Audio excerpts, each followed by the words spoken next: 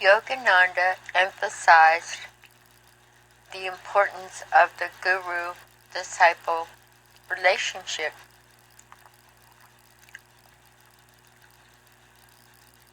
As noted with John the Baptist and Jesus, they had had many similar relationships in previous lives.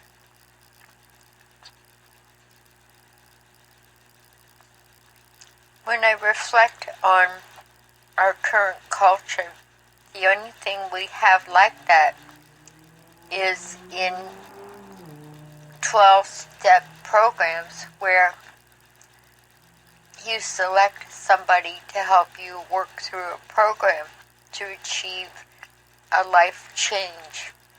That would seem kind of close. Perhaps the people that get in relationships like that have previous incarnations together where one helped the other achieve a personal goal. But it does seem that Yogananda went on quite a impassioned search for his guru, and having visited and stayed with many esteemed gurus, it still took him a long time, and he knew Sri Yakshwar the moment he saw him, and thus the student-guru relationship was formed, and Yogananda was able to go on to many great things, including running a boys' school in India and coming to the West, lecturing and teaching and establishing Ananda and self-realization here in the U.S. and changing a lot of people's lives. A very exciting event. It is said that the Western culture, especially America, and Indian culture are kind of exchanging incarnated souls. The people are coming to America, are reincarnating from India.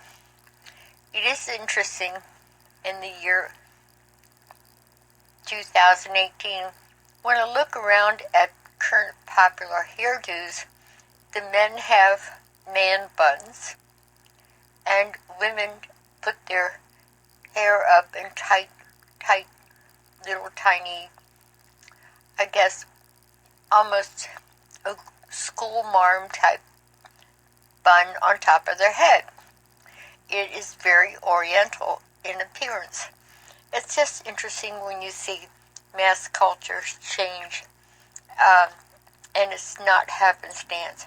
They have been oriental and Hindu in the past, and they're bringing that consciousness to the Western culture. But back to the guru discipleship path. To find a guru, it seems as if you get yourself into a certain state, your guru will find you. Think of when the student is ready, the teacher will come. There are several methods to do that, to raise your vibrations and to put you into a mindset that will put you on a level that would create a teacher-student relationship. One is by the use of Kriya Yoga. People doing yoga today are drawn to it because embedded in it is the Kriya Yoga principle. Sachi and Suchi are ease and stress. When you put stress on one part of the body and put ease on another, in other words, totally relax, you create an inward movement of energy. And it's very, very relaxing, and it also puts you into a higher frame of mind. That's what Kriya Yoga is about. You can do it just in your average daily life, about 5 or 6 times a day, you tighten a chosen muscle, say like your calves. Tighten them and then release. Come up to your knees, tighten and release. Come up to your thighs, tighten and release. You can do this anywhere. It could be in the shower, in a line at the grocery store. You are practicing Kriya Yoga at that point. The idea with Kriya Yoga is to shut down or slow the outer world stimulus.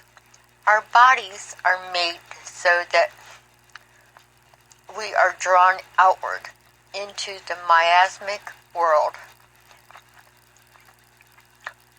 We see, we hear, we touch. All these things draw, every single thing in our physical body draws us outward. And that is the illusion, or Maya. To find God, you go inward. To do that, you divert the senses by Kriya exercises. And doing it do it several times. Do it when you're doing yoga, any exercise, lying in bed. If you have to form the habit, of course, and it becomes relaxing. Hence the reason for the intense popularity of yoga. People might not understand the principle behind it. I think they do, but it is a technique for focusing on your God self. If you think about it, God can be your guru. Jesus can be your guru. Yogananda can be, or any of the great saints in our past. But it is awfully nice to have a guru in not that's here, not in spirit, one that's incarnated. And there's another way you can heighten your conscious level.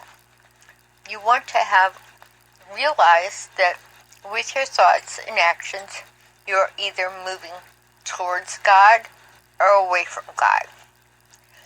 And when you start to have that feeling, it kind of puts you in the frame of mind of what would Jesus do. And it starts to become part of your natural vibration.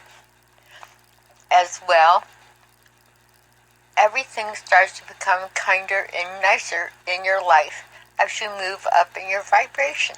It's not a guarantee, but the gurus in India could go out and play with wild tigers because they had such love, a God love within them, and the wild animals realized it.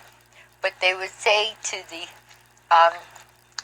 aspirant or student, don't try it yourself or you'll end up being a tiger sandwich. And there are many stories of famous gurus who could tame cobras, tigers, just by their mere vibration. This can happen in your real life. Instead of the reactive process that we go through, we just are kind of bounce off of things with the overload of stimulus. But when we get into a higher God-type vibration, we start to, we can walk through a discordant world around us, but we won't be affected by it, and life becomes kinder. It's because your mind is on God. Another way to get into the guru-disciple relationship is to, at least 6 times a day, take a moment and concentrate on your third eye. That does many things. Try it. I won't explain it to you, but it starts to become a habit, and you're tuning more and more into God.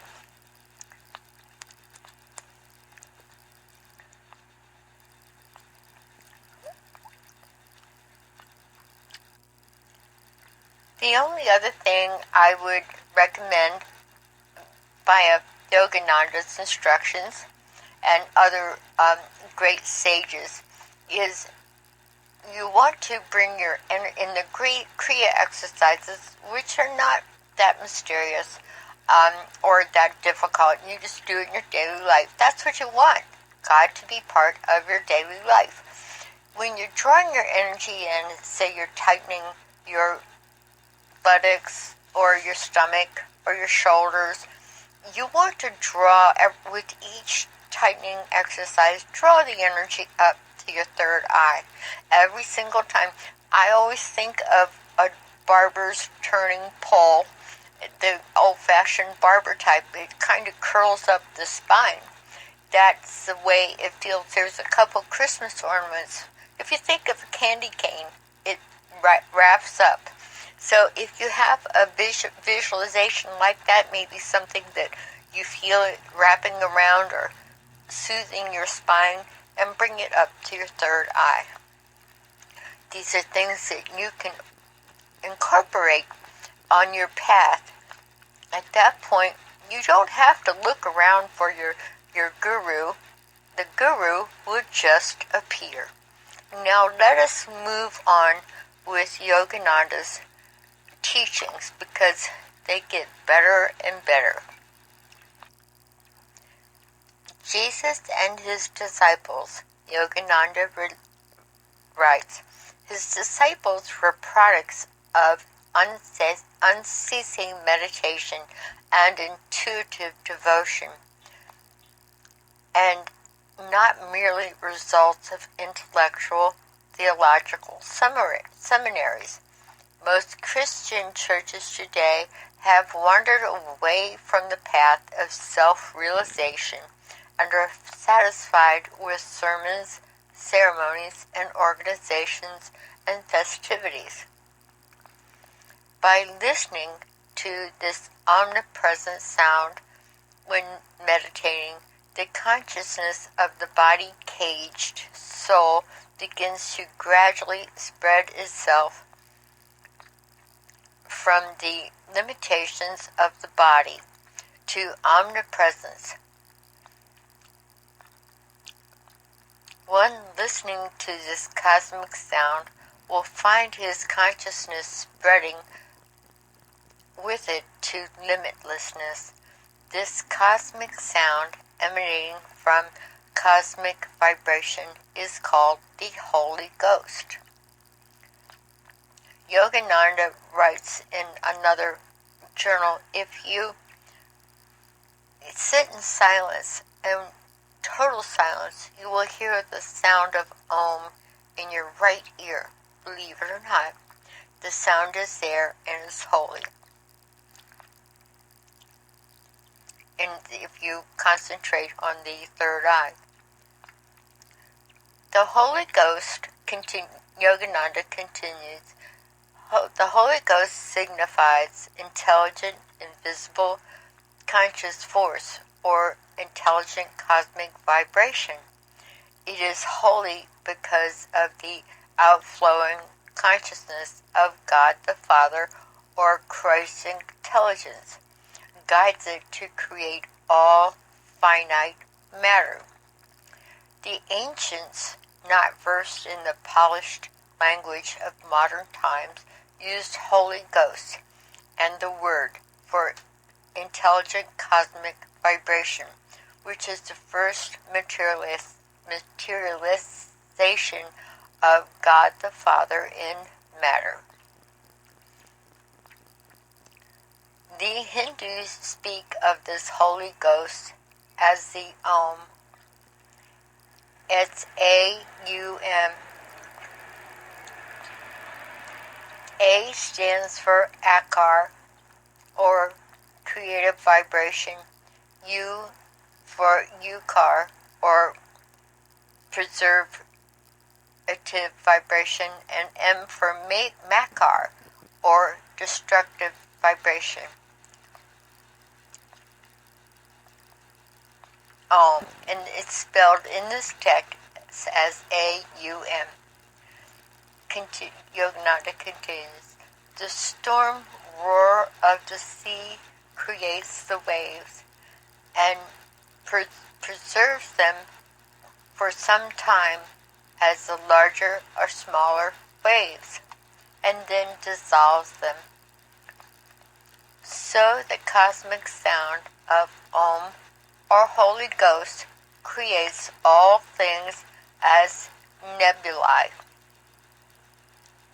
preserves them in forms of present cosmos and worlds, and ultimately will dissolve all things in the bosom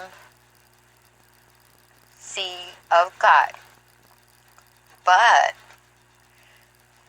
this cosmic dissolution is sometimes only partial and temporary, and again, sometimes it is complete for a long time. The partial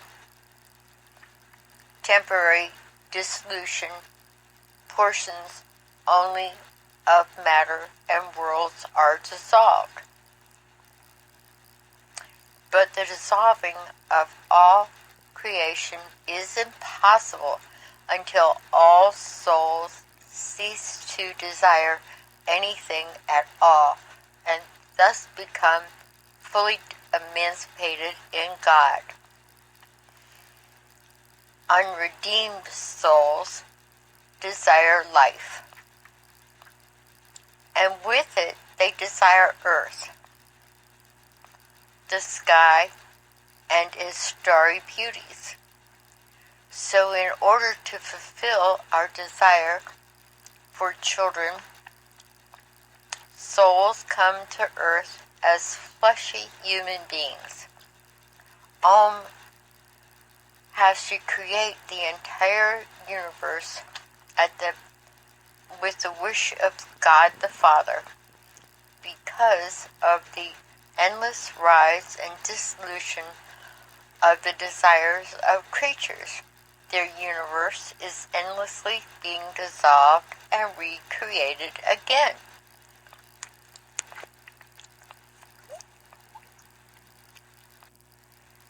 Hence, baptism by the Holy Ghost means first the dissolution of all wrong desires and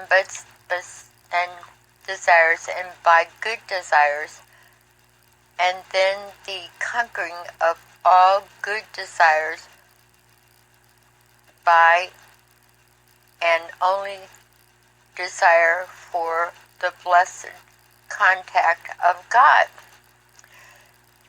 To know God is not the negation of all desires, but instead their complete fulfillment.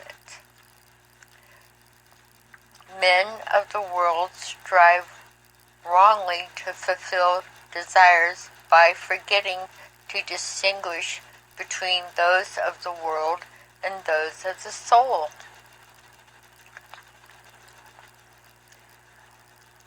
Just as by feeding somebody else, your hunger cannot be satisfied, so by wrongly trying to satisfy the senses of your soul, you can never be happy. Senses crave indulgence, greed, and the temptations to excite and amuse them, whereas the soul can be satisfied only by calmness, peace, and bliss, born of meditation and the moderate use of the sense servants.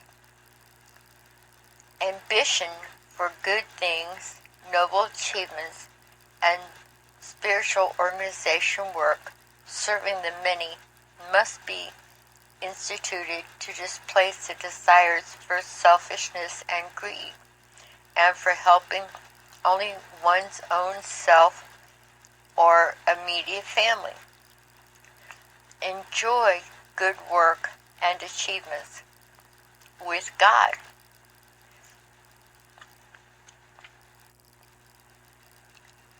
By contacting God in the world and in meditation, you will find all your heart's desires fulfilled. Then you will be a true man of renunciation.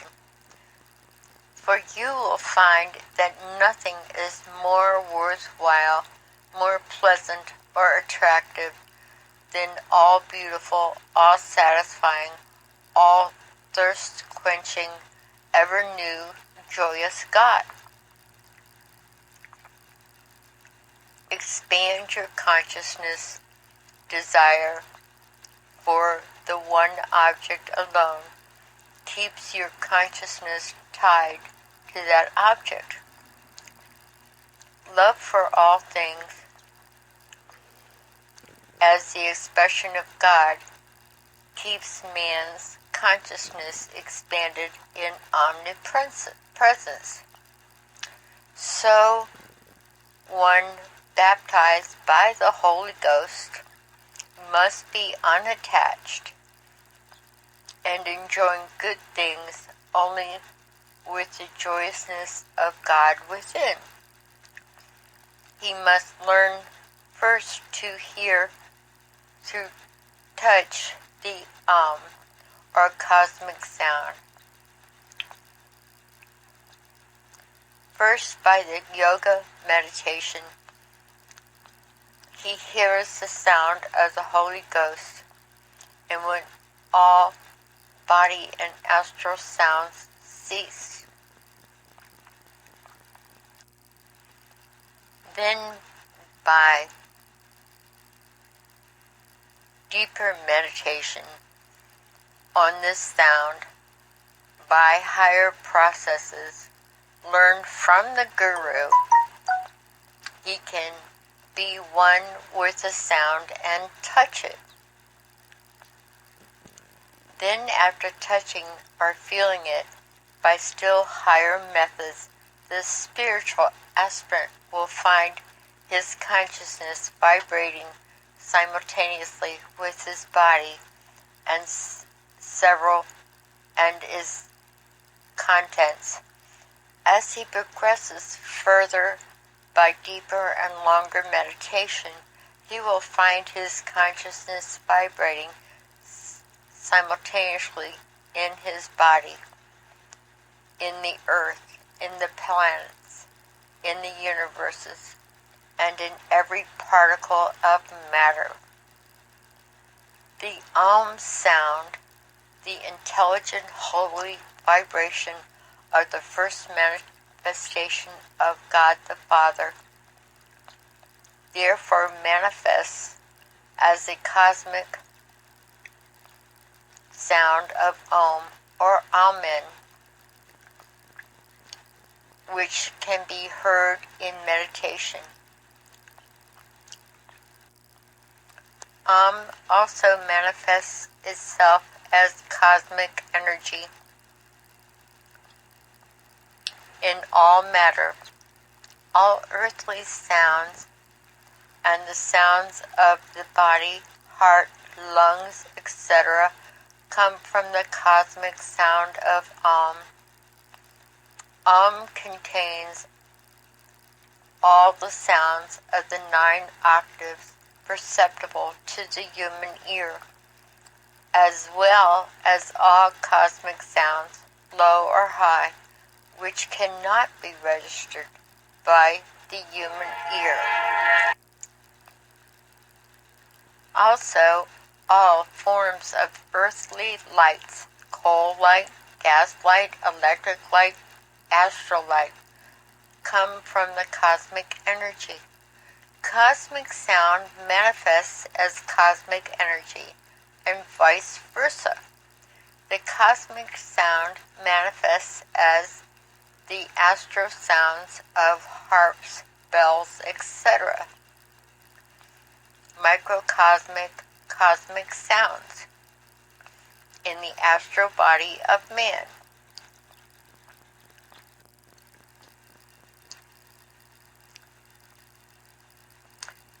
So also this cosmic energy exists as the reflective luminous or astral body of man. Higher lessons of yoga teachings can teach one to hear and locate the astral sounds emanating from the spinal cord. The physical body is condensed cosmic energy. The astral body is also condensed cosmic energy. The physical body has two eyes, positive and negative, due to the law of relativity. The astral body is only one eye, which is variously named as the spiritual eye, the single eye as in the Christian Bible, the third eye as in the Hindu Bible, the star of the east, the star of wisdom, the dove descending from heaven, the inner eye, the intuitive eye, the Shiva's eyes, the star through which the wise men saw during the baptism by the Holy Ghost as perceived by Jesus Christ. He perceived it as a cosmic sound or heaven, the spiritual eye as the dove.